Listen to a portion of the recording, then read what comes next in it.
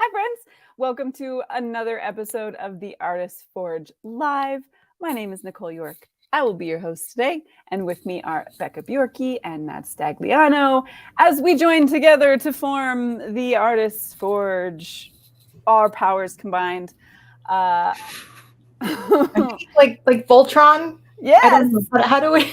Like a Power Ranger. Like no. Oh wait, wrong way. I don't know how this connects. Wait, like this, something like this. Oh, there's a connection. Yeah. So by our powers combined, we are the Artist Forge. Together with you, our awesome friends hanging out in the audience today. Dennis is already with us. Hello, Dennis. And so is David. Hi, David. So glad to see you guys. I hope you are well. Really quickly, let's go ahead and have my co-hosts introduce themselves and say hi and let us know how their weekend was. So Matt, how are you and how was your weekend? Clearly just taking it all off. The ascot is gone. The ascot's gone. Yeah, no, I'm cold, man. It's chilly in Maine, and I question with ferocity every few minutes why I choose to live here. But since that answer has yet to arrive, I'm doing good. Weekend's been great. Built out a new camera rig, getting ready for WPPI, doing my taxes. Like today's just a big productive day. Taxes. Yeah. Taxes. Yeah. Taxes. Hi, Erica's with us today. Hello, Erica. And so is Bobby. Hi, Bobby and Michelle. Hope you are well. So glad to see so many faces. It's like I miss our mornings with everybody when you would look down at Clubhouse and like you'd see all their little faces down there and I'd be like, right. Look, our friends are here. But now I get to see everybody in the comments, so I'm really glad. Becca, how about you? How are you today? How was your weekend? Just kind of chilling. Also doing taxes. Super great. Yeah, super fun. Especially when I didn't keep track of my expenses the last 3 months. So yeah, don't do that. I already did it. Thanks for reminding me about taxes. No. Womp womp. So Matt Sad Trombone Stagliano apparently has shown up to the Artist Forge. Sorry, I mean to depress you guys. If you want something to laugh at, look at my homelessness. My visage gets all cut off tomorrow. All cleaned up. I've been growing it out just so that they have something to work with. So if you need something to laugh at this. So you're gonna get yourself all fancy before you head out to the desert, huh? All gussied up. I have to go out and get some new Smell Good, dab that on. Yep. Shear the sheep, that sort of thing. Yeah. Do you keep the wool to make anything cool out of it? I make sleeping bags out of it. It's good for wrapping Snuggies, really, for the Maine winters. Yeah. I'm thrifting. Keep it in a bag in the corner until you have enough. Can we move on? All right. Yes, we can move on. So super glad to see friends in our audience today. We really missed you guys. Glad to be together. I know last week we had some super, super interesting conversations, and I'm really curious to hear. I would love to address if anybody is on the struggle bus right now, because it seems like, we talked about at the beginning of winter, like the end of fall, beginning of winter, entering this period of I would hope it would be one of restoration, but really where we're trying to let go of a lot of the hangups that we had during the year. And then, of course, the new year hits and everybody has this expectation of it's the new year, new me, all of this stuff. But guess what? You are still the same you that you were last year, just with new problems. And sometimes we're able to get rid of those things, right? But sometimes some stuff just hangs on. And it feels like at the beginning of spring, that tail end of winter, if you're still dragging stuff around with you, you really feel it. I don't know if anybody else has that sensation, but it's like some stuff is gone, which is super awesome. And it feels like everything that's left, you're dragging that along behind you, and it's really, really heavy. And so I wonder if anybody is on the struggle bus and has anything that they want to maybe talk about or explore a little bit and see what we could come up with collectively. So if you're in the comments today, if you're hanging out in the audience and you want to chat about something, put that in the comments and we'll pull it up. Matt, Becca, what about you guys? Is there anything you feel like you want to chat with folks about? Sure. You know me, heart, sleeve, Don't make me put it all out there. No, I've definitely been feeling the same thing. It's been admittedly an extraordinarily slow beginning of the year. And with that comes financial stress. With that comes creative stress, right? I'm not really keeping up with the creativity. And, you know, you get to the point where you're 2 months in, you're like, I only got 10 months left in this year, right? And so I start to feel that mounting pressure. And that's the thing that gets me. It's not that I've lost the last 2 months. It's that I got to make up for lost time. And that creates a certain anxiety in me. I'm trying really hard to just kind of focus on the task at hand, what's in front of me today, not think about next week or next paycheck or anything. Just think about today. But yeah, it's been a really, really interesting beginning of the year. So in the absence of doing a lot of portrait shoots, I've just been trying to fill it with other things, see if I can restart that creative spark, right? Doing podcasts or doing video or just, you know, making snow angels outside crying so no one sees my tears. So I think there's a lot that we're all feeling in some way, shape, or form. But that's kind of what's been going on with me. I don't really have any answers or really where to go from there, but No. empathy. Sending you ghost hugs from the other side of the internet. No, I get that same feeling. And I mentioned this, I was actually talking to my husband about this yesterday. And I think probably a lot of artists feel this. At least I believe that I cannot be the only one who has this feeling that if I can't make the things now, the time will have passed. It feels like, and particularly right now. So one of the interesting things that happens within publishing, and this happens, I've experienced this a little bit with photography too, but it seems to be even more profound in publishing, is there are kind of new genres popping up all the time, or old genres getting revived, or maybe amalgamations of genres. So one of the genres I'm in right now is Gaslamp Fantasy. That's the current one I'm writing. So if steampunk is like Victorian sci-fi, right? Gaslamp is like Victorian fantasy. So instead of cool things powered with steam engines, we've got cool magic stuff. Like maybe unicorns live in the forest, you know. But that one is beginning to pick up steam. However, cozy fantasy is hitting the very beginning, I think, of an exponential curve. And cozy essentially being utopian fantasy. So there's usually low stakes, very low triggers. It's not a lot of trauma. It's very much like, I moved to a small village and opened up a coffee shop. And look, my butler is a large cockroach who wears a suit. And we have a dog and he's actually a griffin, but he flies around. It's like really cute, very homey. If you read cozy fantasy, it should feel like escapism of the best kind that makes you feel warm and cozy instead of makes you feel like you just read, you know, A Song of Ice and Fire, right? So it's very, very warm. It's kind of utopian in nature. And I think because of the last 3 or 4 years, a lot of people are latching on to this idea of cozy fantasy because it's like, yes, please give me warm, comfortable, happy feelings without all of the accompanying trauma. Thank you very much. Like I'm done. I've been working on a cozy fantasy for a few months now, but I've been doing it as a sideline to the main things that I'm working on. Like I do it in my free time, which I have a lot of.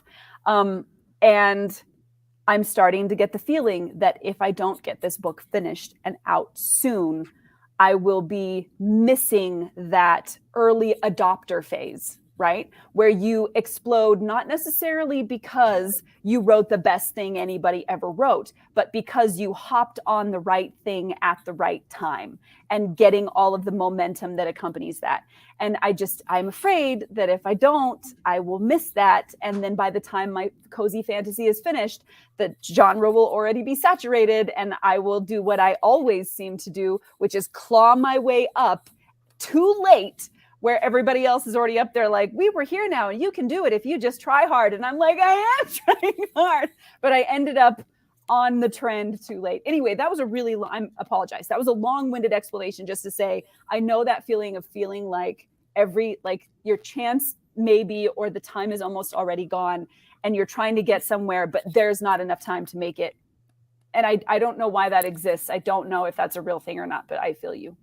I'm sorry. I'm shutting up. I have one question in there because I've made a career of missing out on those upswings, right? I've done it time and time. If you look back, like I've stepped back from literally millions of dollars because I'm like, I'm going to go be a photographer. And then things happen. What is the thing that you feel you missed out on that gives you this feeling now? Was it Bitcoin? Was it the interwebs? Like what is it that you feel you missed out on that now that you're seeing the beginning of this early adopter ramp, that you feel like time is of the essence? So I was right behind the curve of photography influencer teachers. I was right behind that curve as Creative Live was starting to hit, right? And I was teaching in my local community, teaching local camera clubs and, gatherings at the park and all that kind of stuff. I was teaching then. But I did not have the contacts, the experience in the field, et cetera, to make anything I was doing worthwhile to like a larger audience, right? And I remember that feeling of learning from people and going like, okay, I know this stuff and I actually really enjoy teaching, but there's no way now, like that ship has passed. And even when the opportunity finally arrived and I could have taught and potentially maybe still could for a platform that I respect a lot, it kind of feels like that now is gone. Like the cash cow has fled, right? And you can still maybe do some things, but the nature of the environment is different now. It's moving away, I think, from bigger platforms and moving toward smaller, more organic communities that are based around people doing things together, which is obviously a thing we're trying to do here. And I'm going to announce something about that later. But similar thing with jumping into self-publishing. My first book was published in 2018, but I knew nothing about publishing or marketing. And the people who made it really big in self-publishing, as far as 6-7+ figures and figuring out the game, started right before that, 2014, 2015, 2016. Like that was the kind of where I'm at now, I think, with this genre, that kind of upslope where those people got in early enough that the way the algorithm was working in Amazon, and it was kind of a blue water market, right? So there was a lot of space for people to move around in, and discoverability was really easy because there just wasn't as many people doing it. And by the time I got into the game, it was here and I was here. And it just feels like this repetition. I seem to want, and now with AI coming onto the scene, I seem to want to get into fields right after they've done the big thing that they're going to do for the next decade. That seems to be my MO. So, yeah.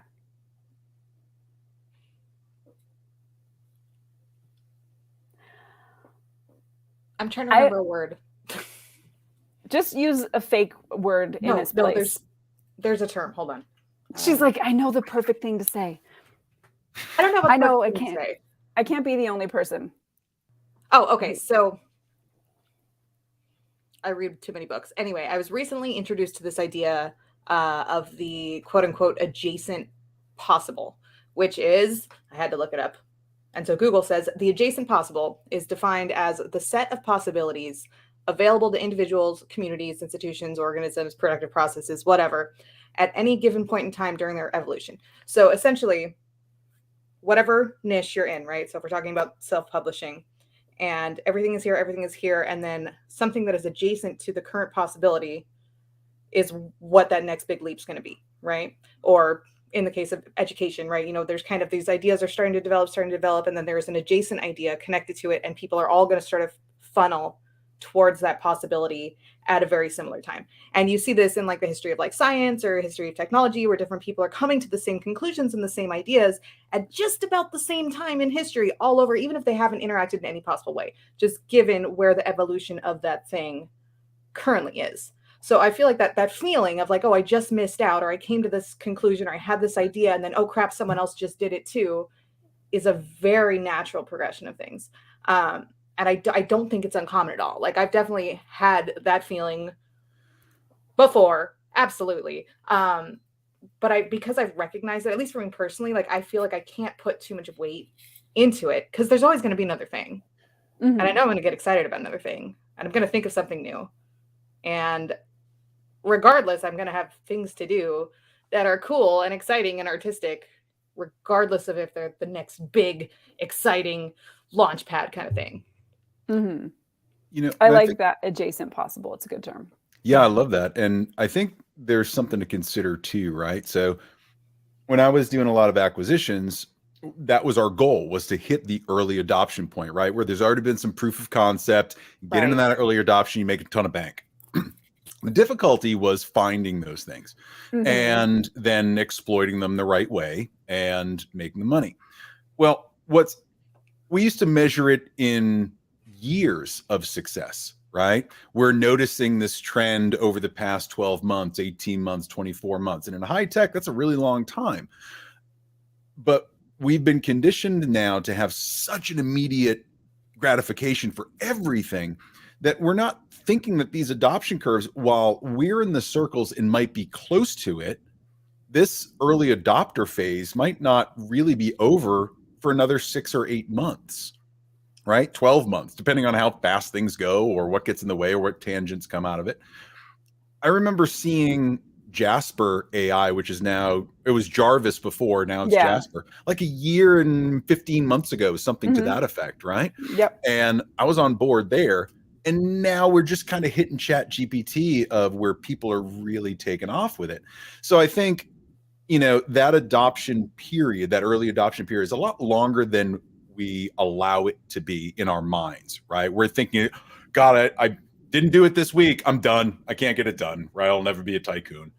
And I think we need to give ourselves, if we're interested in jumping into these adjacent possibilities, then we've got to understand that time frame really is a lot longer than we think it is. Sense of urgency isn't bad, but when it creates anxiety, that's not a good thing for you. Yeah, no, that's a really fair point. Yeah, that's a really fair point. And I think probably the reason, at least in this case, that I feel the weight, I'm sorry that this all of a sudden became about me. Hopefully I'm being an avatar for other people who feel the same thing right now. And then I'll shut up in a second. But I think part of the reason I feel this sense of urgency now is because a lot of the folks in the community are, so there's an author named Becca Syme who is also an author coach and a success coach, and she's fantastic. And one of the things she talks about is a kind of avatar for a certain specific type of author called a trailblazer. And I think this extends across a lot of art forms, but it's that person who does the new thing because they're constantly wanting to chase new. And usually they're the one who, they do the new thing and it's the person who comes afterward who's able to capitalize on it, right? Like it's usually the next few folks who are able to take that new thing and turn it into something profitable.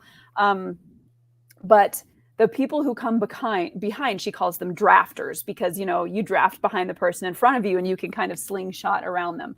And those folks who are able to do that, in general, the ones that are successful are very, very fast. They're very, very productive, and they tend to put out a lot of content. And so a lot of the authors I know are literally, as you've seen, I can write a book in a month. These people do more than that and faster than me. And so they can put out lots of content really fast, which just 10 years ago was impossible to think of. And now with the assistance of people who are already using AI to help them put scenes together and things like that, that speed, you might be looking at 3 weeks of work in 2 or 3 days.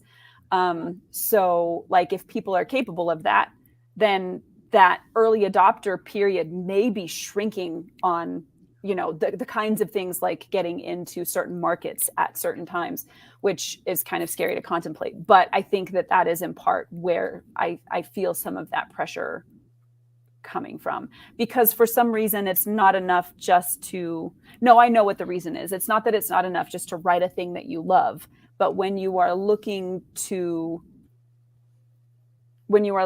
trying to replace your spouse's income in the future so they can fully retire and they don't have to keep working, you've I think definitely feel it probably more, at least I do, probably more than I would if it was just if it was still the side gig.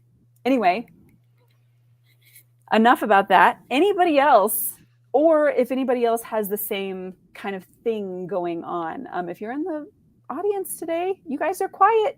We want to hear from you. What do you guys think? Is anything going on that you want to be able to chat about? Or do you have any of the same feelings?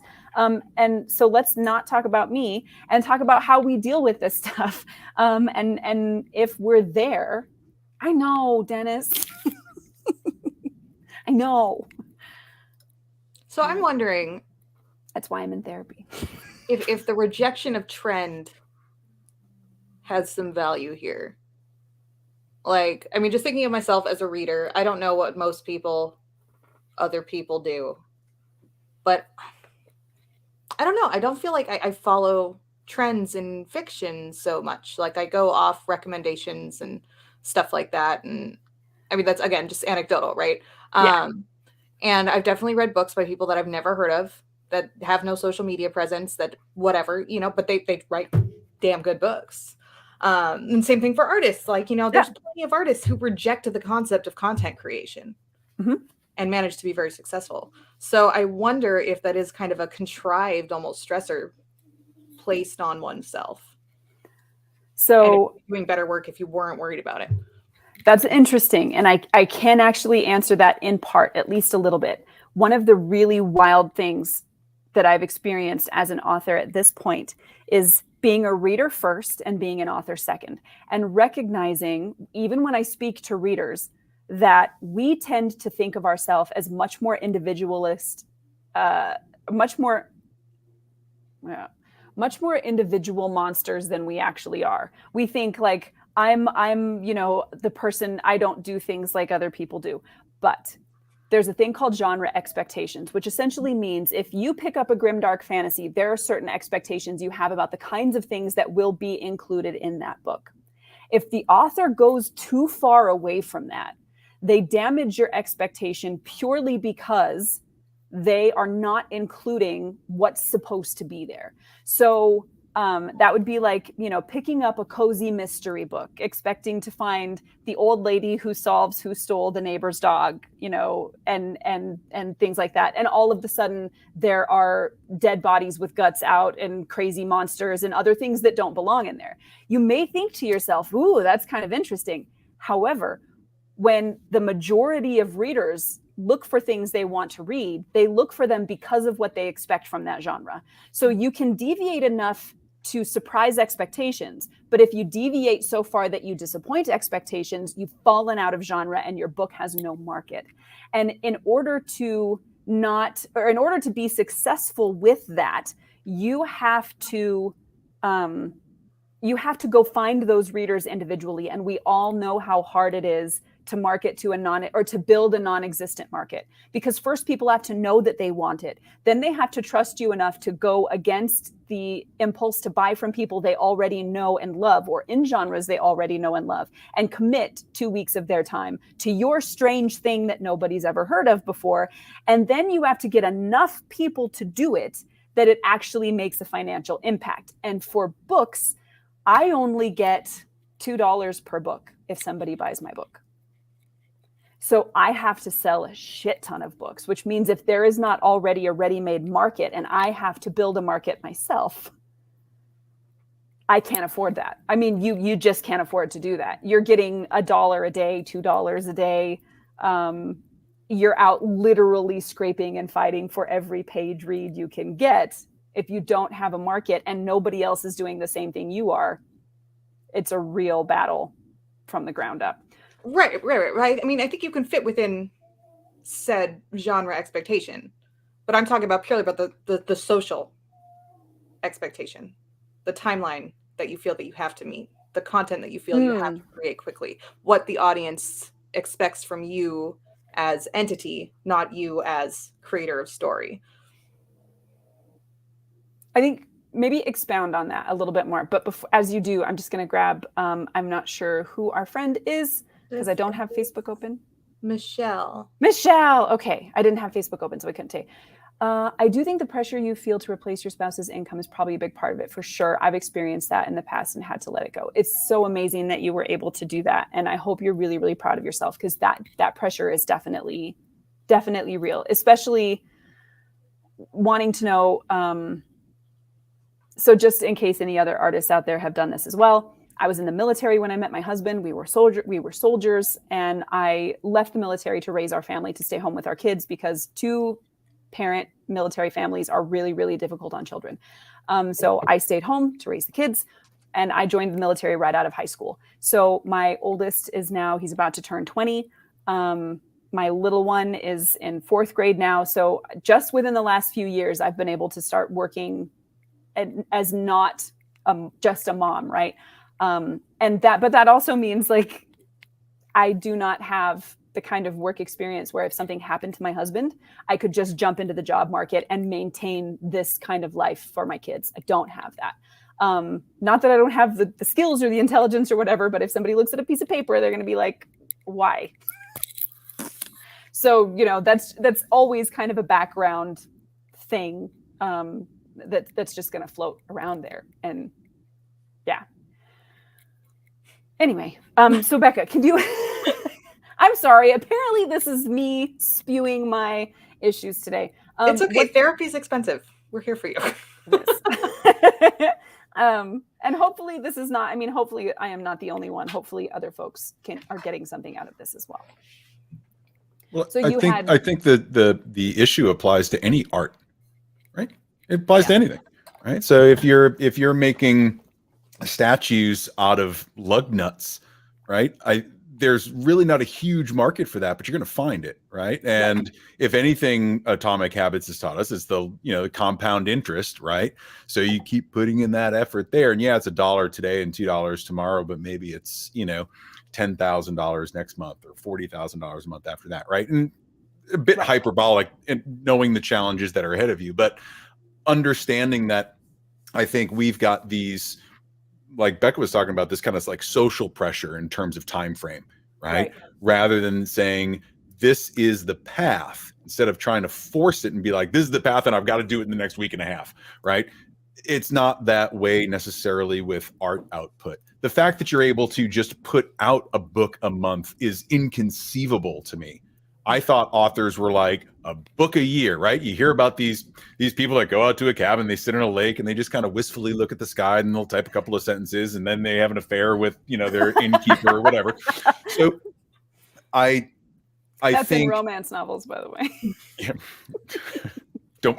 All right. Congratulations, Matt. You wrote a bestseller. Squirrel brain. Don't keep me on topic. Sorry. Keep me on topic. Okay. So point being, I think a lot of this is our own internal drive to be ambitious and get what we want and produce.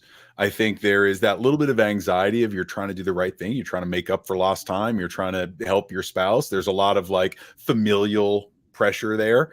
But if you step back from it and look at it all, and you can very temporarily put that to the side, you can see that you get to define the timeline by which you create. You get to define the market for yourself. If there's no market out there, you've got no rules, right? So you can market however you want. You can put it, and you can find the traditional ways that might work, or you can find a completely different audience. And there are furry conventions for a reason.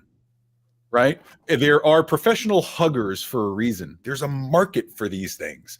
So I'm sure your cozy gas lamp dagger fantasy thing that you have going on, where Angela Lansbury pops up, I think is really just going to be a market unto itself. It's finding those folks. The best part is we have the technology now to connect with those folks no matter where they are. Might take a little bit longer to find them, but the tools are there. And I think that it doesn't apply to just books. I think it applies to any art, whatever you're trying to put out there. Sure. Let me grab Dennis's comment real quick. The fear we're not good enough is always there, but we need to find ways to move past that and realize the fear is our monkey brain screaming for attention, which is true. My worst, and this, I've talked about this before. I was like admitting my weaknesses and my foibles to you guys. But my worst, maybe one of my worst qualities is that I believe I'm good enough at everything, which is terrible to admit about yourself. I often very much believe I can probably do it better than you, which is terrible, but I cannot help myself. It just seems to be, and maybe this is what allows me to get into so many different fields and be like, I can do that, only to go and fail enough times where I'm like, maybe not. But anyway, I believe that about myself, that I can do anything I decide I want to do. And it's never a question to me in my head of whether or not I'm good enough at it. I don't really have imposter syndrome the way that a lot of people experience it. I have the terrible reverse opposite of that, which is I'm awesome at all the things. Why doesn't everybody love me and want to find my stuff? Which is so terrible. It sounds so much worse than like, because the other way sounds really humble, right? But I mean, like, that plays to Matt's point, right? Where, we have to find that right stage to play upon for the people that will love you. And some of them are going to be like, what the hell? Who? Right. No. Please Stop. but there will be that audience somewhere. It's just a matter of defining who they are. And that could be for anything. It can be for your illustrations or your writing or, your wonderful, beautiful face and your ability to say words that make sense and sound nice out loud on a whim, that audience is there. It's just that the trick is then in finding the right audience that not just acknowledges like, okay, yes, you're good at this thing. Okay, on to the next thing. But wow, Nicole, she's the freaking greatest. And I just can't get enough of Nicole. That is the audience we want, right? We don't want good enough. We want to be great. And how do we then define which group of people we need to be performing to that thinks we're great instead of just thinking we're good enough? Right. And what's I think I married the only person who feels that way. Perfect. What's the marketing trope? It's like you've got to be in front of somebody 7 or 9 times before they pay attention, right? So the first book ain't going to get them, right? And I'm not saying that the 9th one is going to just crush. No, you have no way to know, right? But you have no way to know. But like the thing is, if you're able to output at the pace that's comfortable for you, and you just produce that content, you will have that volume by which people will have to pay attention. And they'll be like, oh my God, I discovered Gaslamp Fantasy. And have you heard Nicole York? Like, she's got so many books out. Like, get the whole thing. I think it feels so overwhelming when you're starting to just kind of carve that out and you don't see anybody else in the room doing it. And you're like, we're all the cool kids, right? I thought, well, in your case, you're like, I'm the cool kid. Why isn't anybody joining me? Right? So I think it's just a matter of making enough noise that people poke their head in the room and go like, oh, what's this room all about? Right? Hence they built Clubhouse, right? And that's exactly what it is. And I think, you apply those same strategies towards it, or at least look at it mathematically the same way. And I think you're going to find that period between now and your, ultimate success is going to be a lot shorter than you think. It's definitely always shorter in retrospect, isn't it? Like when you look back from wherever you were at. Bobby says, you're not alone. Every once in a while, I get in a mood where I'm convinced I could solve all the world's problems if everybody would just sit down and shut up and listen to me. It is. It's such a weird thing to admit about yourself as well, because like we really, really like humility in people, right? Like we like that when somebody's like, oh, it was only for the things that the other people did, and I don't like to talk about myself. And I'm over here like, I got stuff to say. Ooh, pay attention over here. Ever since I was little, it's been like that. Which is probably why I was like a theater nerd, right? But it's a weird thing because it leads you to this mental conflict where you think, I feel like do you guys remember back in the day when they used to still make fun of the kids on American Idol, like the ones who weren't that good, and he'd be like, "You're terrible," but they're like, and their mom comes in and they're like, "I'm the best singer that ever was," and their mom is like, "Yeah, she's the best that ever was."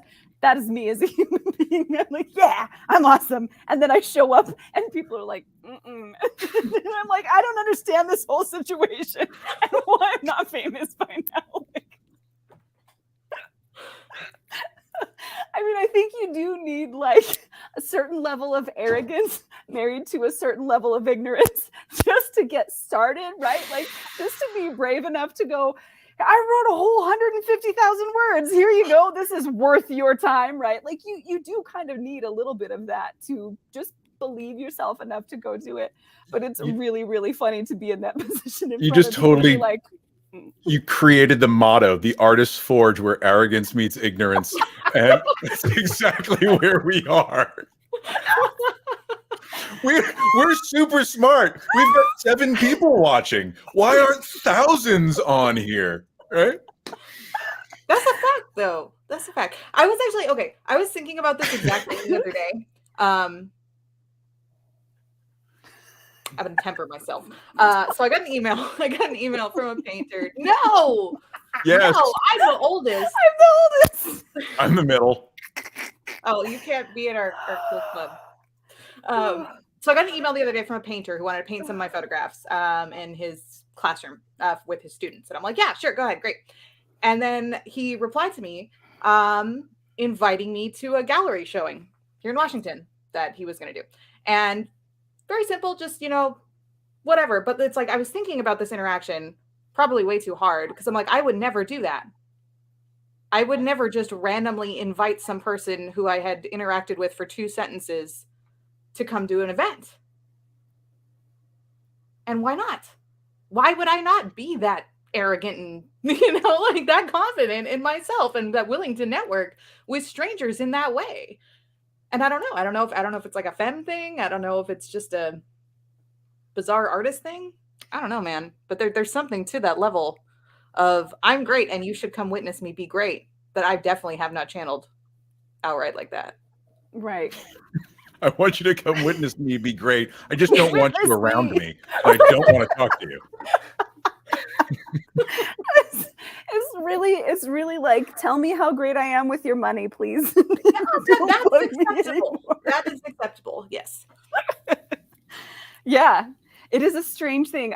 There was another author today who mentioned that, and they're like, it's really weird that out of all the professions, like you don't have to publicly believe that you are the best plumber out there. Your skill level, your skill in doing that thing enough is to get you hired because not very many people want to be a plumber. But authors and artists kind of have to believe like that our personal views on the world are so important that you should know about them.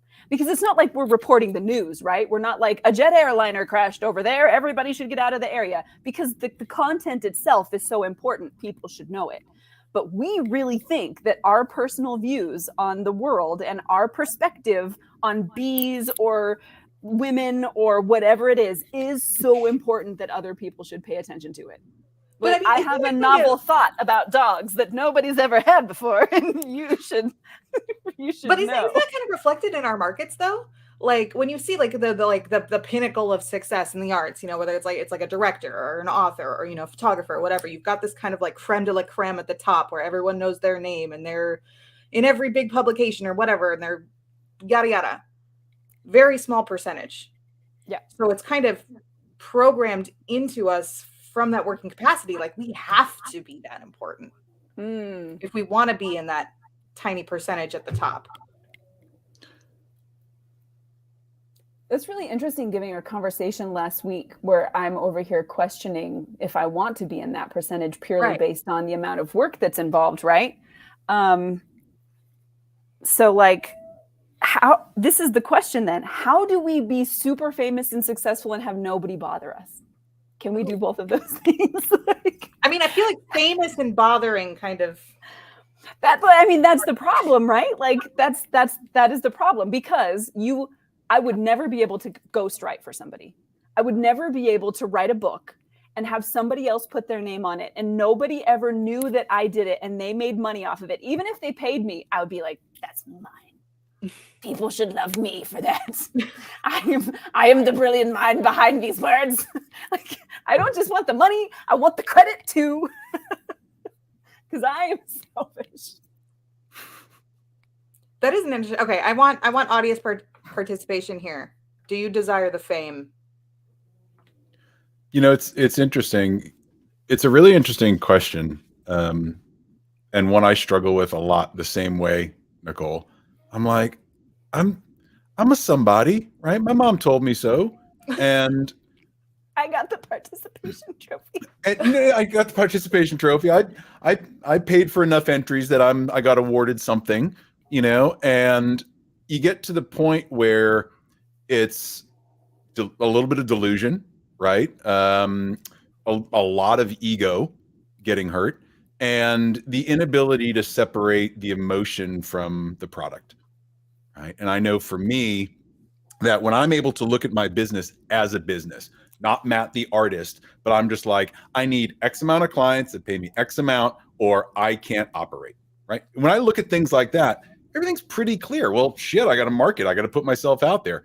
But I'm not marketing me, the introverted, semi-narcissist, a little bit weird, ignorant kind of guy. I'm marketing the perception of what I am as a photographer, right, to other people. And so when I look at it as a business, I know those are the things that I have to do. When I look at it as the artist, and I put something out on TikTok the other day, TikTok and Instagram at the same time, it got 0 views on both. And I was just like, oh, my internet must be down, because so I'm just refreshing it. And I'm like, oh, it must not have uploaded yet. I'm seeing it, but it hasn't fully uploaded yet. No, 0. It's been a couple hours. There's 0 views. There's 0 likes. There's no one fucking likes this thing. I'm trash. I'm terrible. Delete, take it off, right? So I don't even leave it out there. It's just this time frame where I feel like if I'm not affirmed in those few moments, like immediately, it could be one person, but if I'm not receiving that adulation, that affirmation, then I'm a horrible, awful artist. I should hang it up and go make fries somewhere. I think being able to separate out the emotion side of you, the real ego attached side, versus the I'm producing a product that can bring me financial freedom, has to happen at some point. It doesn't solve the fame question, but if you want the fame, you know that you got to reach a lot of people. So you have to look at it as a product-based widget thing that you're producing. If you go about it and just hope that you're going to get famous because you're an amazingly wonderful person, there's a lot of amazingly wonderful unknown people out there. Mm-hmm. So, you know, that's the way that I wrestle with it. I'm not saying that I haven't nailed or I even have any answers, but, you know, I know that I want certain things. I know that I have to do certain things to reach that point. I'm very uncomfortable doing them because they go against the nature of who I am, right? I want to be humble. I'm a Gen X guy. I don't give a shit about anybody, right? And I want to still reach a level of success, but I don't want to put myself out there. It's a real hard place to watch because I can't get mad at myself if I'm not putting myself out there. That makes sense? Mm-hmm. So I wonder, kind of, then in this case, if you are chasing the fame and needing to put yourself out there and be validated and whatever, if the product that you're creating is the performance, because I'm thinking of people who are well known in a viral sense, you know, which I think I qualify that differently than like real fame. It's fame, but it's not like, I don't know, you're shooting for Vogue or, you know, being recorded in the art museum's fame, you know, because I can definitely think of like photographers, for instance, who have made a real art out of the performance that they put onto the internet. Mm-hmm. And that is where they have gotten that attention. And yes, the financial success that comes with it and the opportunity and the network and stuff from the act of performance rather than from the art itself. Not that the art's not good, but there is art then also to the act of performing. But I don't think, and Tom says this in the comments, you need the fame to make the money. I don't think that's true. So I think in the case of Matt, where you're Gen X and don't give a fuck about anybody and want to be left alone, I think that can still translate to monetary success. And there's plenty of artists who we don't like live down here out of the public view. You know, it's like, especially in fields like film, for instance. How many artists work in film and no one knows who they are unless you're particularly interested in a specific niche, or who work on video games, or the ghostwriters of the world. Plenty of people out there whose name is not attached to their bank account in that metaphorical kind of way. So I think that they can exist separately, but if you are in pursuit of that fame, then the performance is maybe the product. That's an interesting insight, Becca. It really is. And I don't think you're entirely wrong. So one of the conversations I think that's going on is the that obviously that came out worse than what I meant it. Nicole. Not entirely wrong. You're mostly wrong. Let me You're not entirely wrong. That. I don't think you're wrong. And I think it's interesting because one of the conversations that's kind of apropos right now is with the changing nature of media. If we have like, it's kind of considered there's like two ways to make it, right, or to be successful. And one of them is to have a platform if you're not paying for a bunch of marketing, which is a good way to hide, right? Like if you pay for a bunch of marketing and you hide, then you don't need to put yourself out there and you let the advertising do the work for you. Otherwise, you have to go and do that performance, right? You have to show up in public and be a person, and then people follow you because of you, and they want to support the things that you do, and so they will go buy your things and they will go, you know, be patrons of yours, and they will go whatever.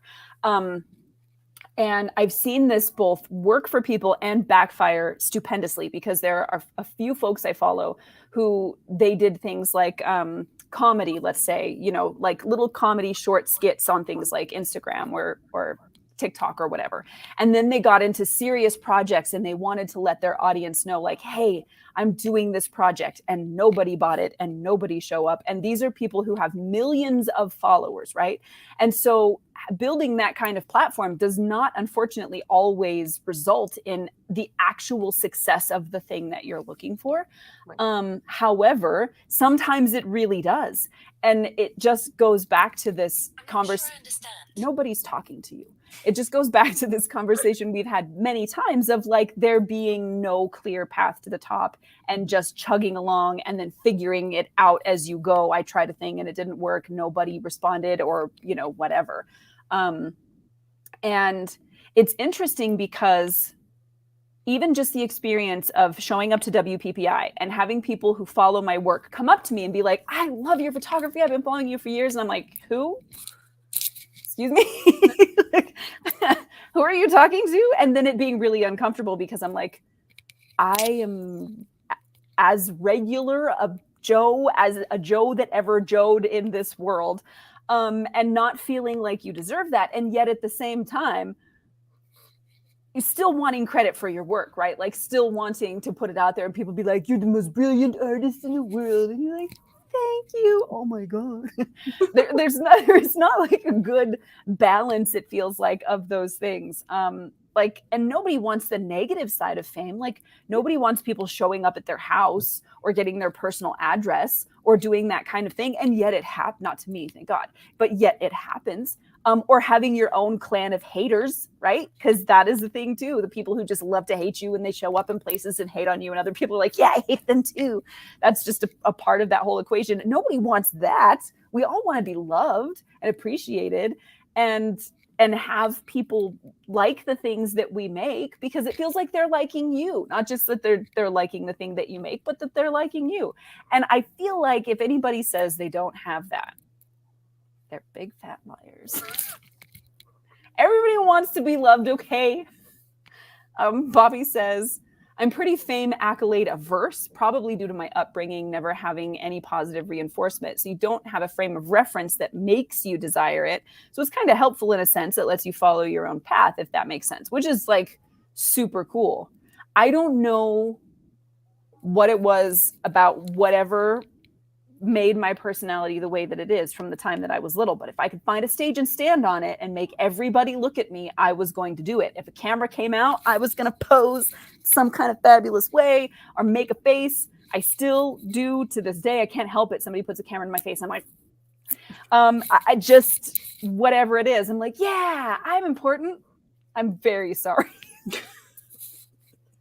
I can't help it. I could, but I don't. Do you ever feel like it's backfired? No. All right. No. Well, there you go.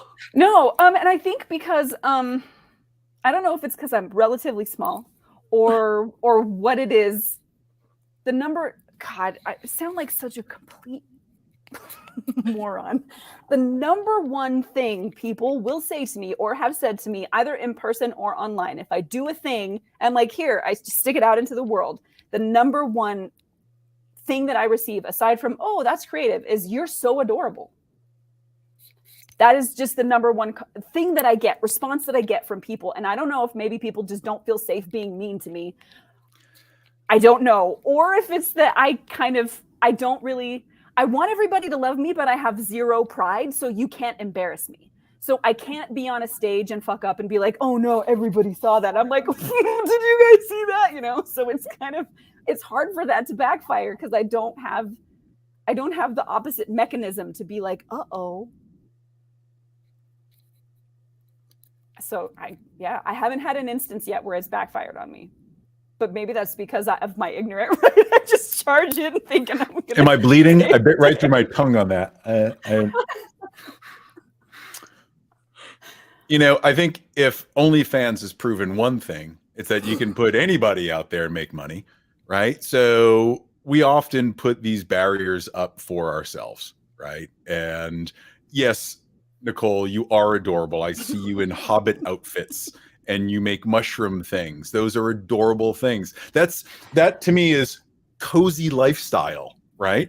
So to come back to your earlier descriptions of genres, I think you live this cozy lifestyle, but there's aspects of the personality that you're yearning to get out.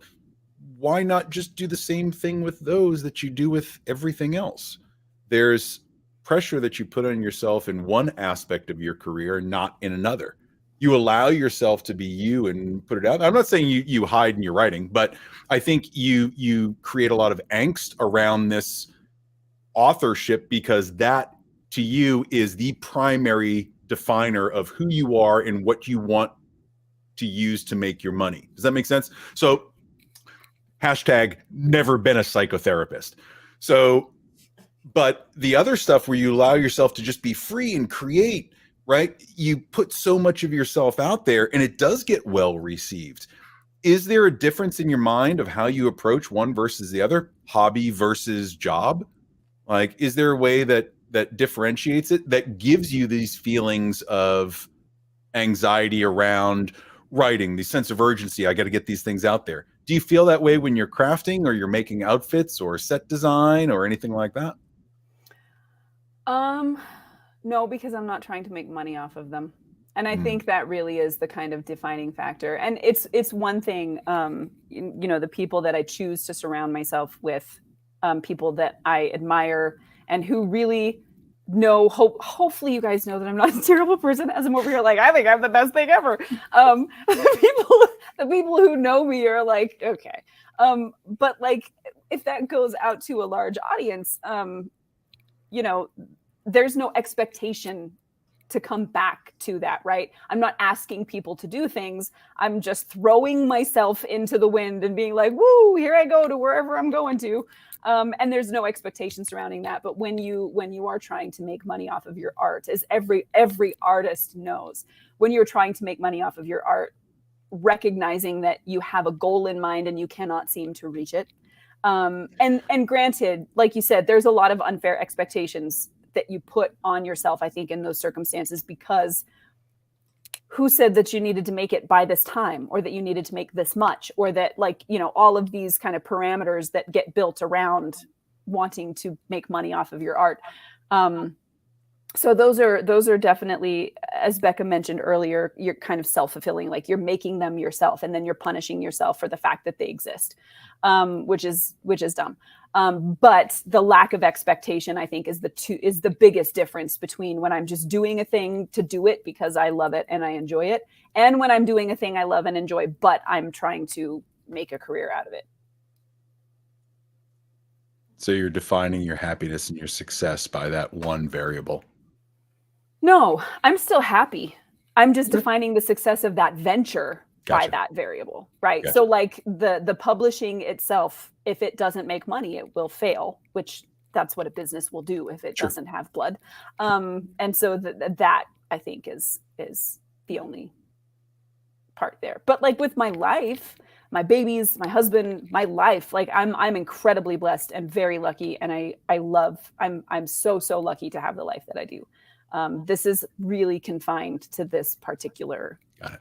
and the things that surround that, you know, like the kind of adjacent things that are like, hey, you don't have a degree, so if something bad happens, you're gonna be working at McDonald's.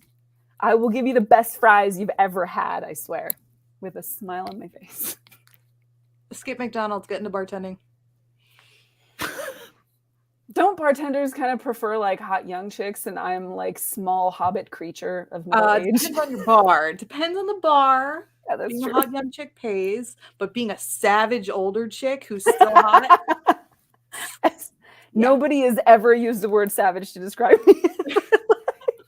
Like, go get a gin and tonic from her. She's adorable. Just haven't found the right tavern yet. See, I really would love to have one though. Like, I would sink my life savings into that. I would totally build a tavern where like everybody could go and people were in costume, and there was actors who would like be the thief, and they would try to swindle customers out of things, and like somebody starts a fake fight, and it's, you know, they try to get you to go on adventures, and you can show up in costume and get 10% off. It's like my dream. It's like my dream life. I would have that in a heartbeat. Yeah, like the Green Dragon, man. I would do it tomorrow. Somebody give me all the money. Or is that tomorrow's plan then? Yeah. My husband needs a new job, so he can come bartend for you at your tavern. All right. Prancing pony. The prancing pony, the Green Dragon, will make it all. I'll make it happen. I will do Done. Forget this publishing business. it. Who cares? We'll tell stories the old-fashioned way by saying them in front of a group of people with my mouth. All right, so how are we going to market this tavern? See, we're right back to the beginning. Oh, but then we do need a social media presence probably for right. that. Who's creating the content? Not me. I just need your money, Matt. Oh, right. So about those millions. Right? Where's your bazillions of dollars? Give them to me. So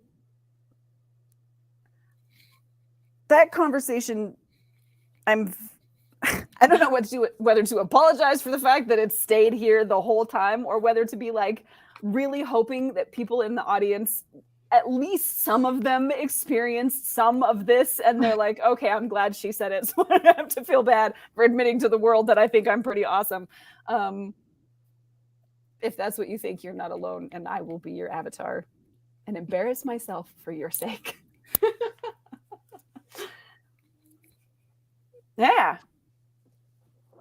Where were you going to announce, Nicole? You've got me wondering. Yeah. Oh, no, that's a good point. So we have finally got a date for a class taught by the amazing Dennis Dunbar, who, if you've ever seen movie posters, you've probably seen his work. He is a high-end commercial retoucher with decades in the business, working with some of the top names in the entertainment industry. And he is going to come to the Artist Forge and do a webinar on color grading for artists and photographers and retouchers in particular. So I know we snagged him. We snagged the OG Grandmaster.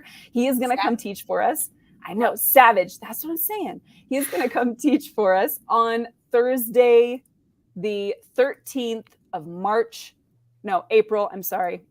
I'm going back and looking at all my notes. April, right? March. Yes. April. Can you put it on this? Yes. 13th. Okay. April the 13th. which is the Thursday, he is going to give that webinar in the artistforge.com. So if you're not a member, head over to the Facebook group. You do have to answer some questions to apply. It's a private group for the safety of our members, so they can feel safe to share anything they want there.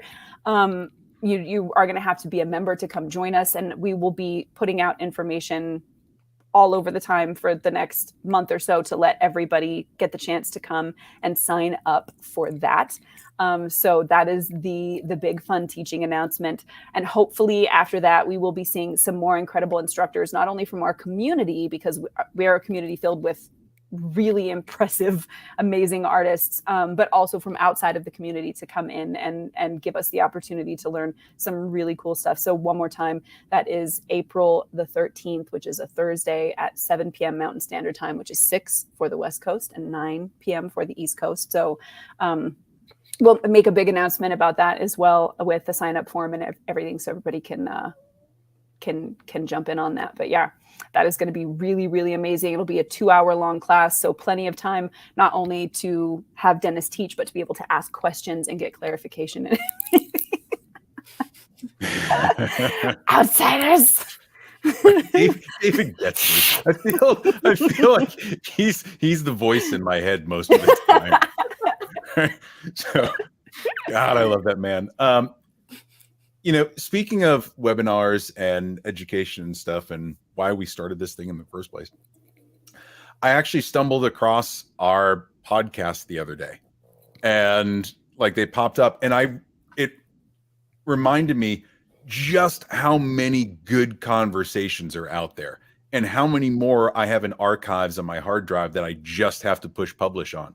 So, if anybody here hasn't seen them, just go to artistforge.com and click podcast, and there's just topic upon topic upon topic. We should probably organize them a little bit better, but there's just a ton of topics. And I know I've got probably 30 or 40 more that are ready to go. So I'm going to see if I can't start pushing some of those things out. I'll come up with a better plan for it. But yeah, it struck me as I was going through it. I was like, staying motivated, dealing with fear, finding inspiration. I'm like, I should listen to these people.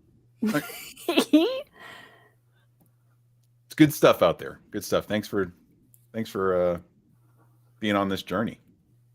Yes, we've had so many great conversations. And just a reminder to folks, just because we have been kind of on a hiatus of being able to do that kind of thing for a while, as each of us are dealing with separate things in our main income streams, we are not dead, I promise. The Artist Forge, this is obviously the time that we can get together during the week, but we will be back making and releasing more things to try to help folks continue to succeed in their businesses.